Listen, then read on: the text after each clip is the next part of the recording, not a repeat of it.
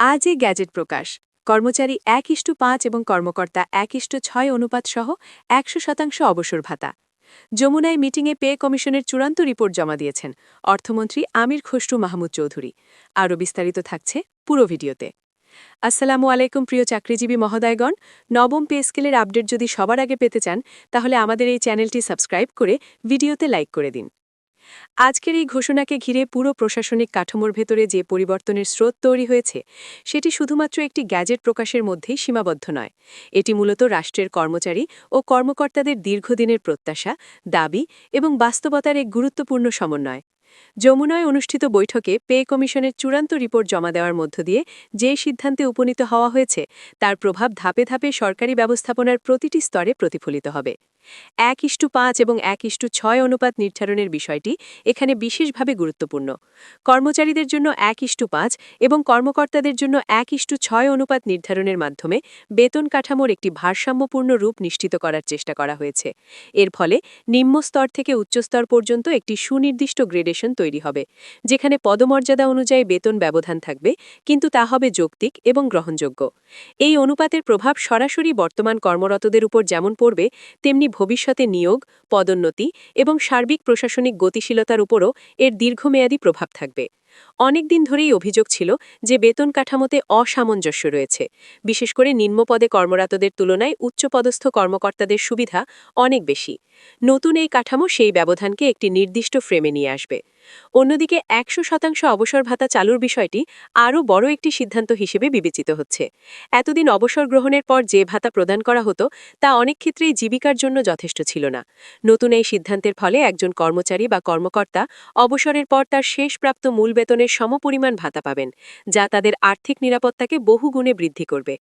এই সিদ্ধান্তের ফলে সরকারি চাকরির প্রতি আগ্রহ বাড়বে বলেই ধারণা করা হচ্ছে, কারণ চাকরির শেষে একটি নিশ্চিত ও স্থিতিশীল আর্থিক সুরক্ষা থাকলে নতুন প্রজন্মের কাছে এই পেশা আরও আকর্ষণীয় হয়ে উঠবে। একই সঙ্গে এটি বিদ্যমান কর্মচারীদের মধ্যেও একটি মানসিক স্থিতি তৈরি করবে।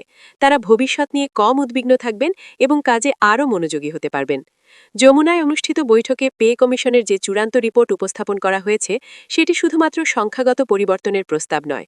এতে অন্তর্ভুক্ত রয়েছে বিভিন্ন কাঠামোগত সংস্কার, বেতন স্কেলের পুনর্বিন্যাস, ভাতা ও সুযোগ সুবিধার আধুনিকায়ন এবং আন্তর্জাতিক মানদণ্ডের সঙ্গে সামঞ্জস্য রাখার প্রচেষ্টা। অর্থমন্ত্রী আমির খসরু মাহমুদ চৌধুরীর নেতৃত্বে এই রিপোর্ট গ্রহণ এবং গ্যাজেট প্রকাশের মাধ্যমে সরকার একটি স্পষ্ট বার্তা দিয়েছে। প্রশাসনিক কাঠামোকে আরও কার্যকর, আধুনিক এবং কর্মবান্ধব করার জন্য তারা দৃঢ় প্রতিজ্ঞ। এখন প্রশ্ন আসে, এই পরিবর্তন বাস্তবায়ন কিভাবে হবে? গ্যাজেট প্রকাশের সঙ্গে সঙ্গে সংশ্লিষ্ট মন্ত্রণালয়গুলো তাদের নিজ নিজ ক্ষেত্রে নতুন কাঠামো অনুযায়ী নির্দেশনা জারি করবে। অর্থ মন্ত্রণালয় থেকে বাজেট বরাদ্দ, জনপ্রশাসন মন্ত্রণালয় থেকে কাঠামোগত নির্দেশনা এবং হিসাবরক্ষণ বিভাগ থেকে বাস্তবায়নের প্রক্রিয়া নির্ধারণ করা হবে। প্রাথমিকভাবে কিছু প্রশাসনিক চ্যালেঞ্জ দেখা দিতে পারে, বিশেষ করে ডেটা আপডেট, গ্রেড নির্ধারণ, পুরনো ও নতুন কাঠামোর সমন্বয় ইত্যাদি ক্ষেত্রে। তবে সঠিক পরিকল্পনা ও পর্যবেক্ষণের মাধ্যমে এই চ্যালেঞ্জগুলো অতিক্রম করা সম্ভব। এই পুরো প্রক্রিয়ার একটি গুরুত্বপূর্ণ দিক হল স্বচ্ছতা এবং জবাবদিহিতা।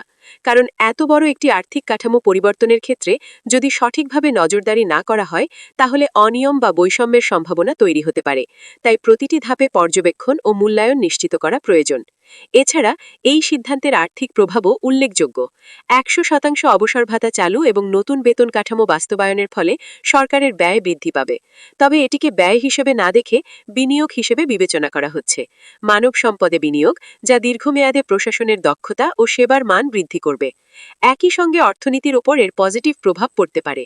সরকারি কর্মচারীদের আয় বৃদ্ধি পেলে তাদের ক্রয় ক্ষমতা বাড়বে, যা বাজারে চাহিদা বৃদ্ধি করবে এবং সামগ্রিক অর্থনৈতিক কর্মকাণ্ডকে গতিশীল করবে।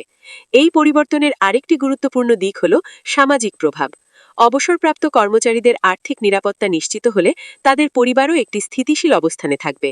এতে সমাজে একটি ইতিবাচক প্রভাব তৈরি হবে, যেখানে বয়স্ক নাগরিকরা সম্মানের সঙ্গে জীবনযাপন করতে পারবেন। তবে সবকিছুর মধ্যেই একটি বাস্তবতা মাথায় রাখা জরুরি। এই সিদ্ধান্তের সুফল তখনই পাওয়া যাবে যখন এটি সঠিকভাবে বাস্তবায়ন করা হবে। শুধুমাত্র গ্যাজেট প্রকাশ করলেই পরিবর্তন আসে না।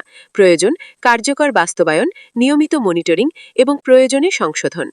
এই প্রেক্ষাপটে পে কমিশনের ভূমিকা অত্যন্ত গুরুত্বপূর্ণ।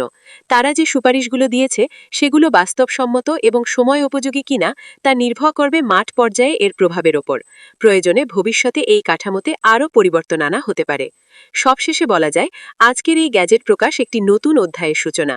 এটি শুধুমাত্র বেতন বৃদ্ধি বা ভাতা বাড়ানোর বিষয় নয়, এটি একটি সমন্বিত প্রশাসনিক সংস্কারের অংশ, যা দেশের সার্বিক উন্নয়নকে ত্বরান্বিত করতে পারে। এই পরিবর্তনের মধ্য দিয়ে একটি বার্তা স্পষ্ট: রাষ্ট্র তার কর্মচারী ও কর্মকর্তাদের অবদানকে স্বীকৃতি দিচ্ছে এবং তাদের জন্য একটি নিরাপদ ও সম্মানজনক ভবিষ্যৎ নিশ্চিত করতে চায়।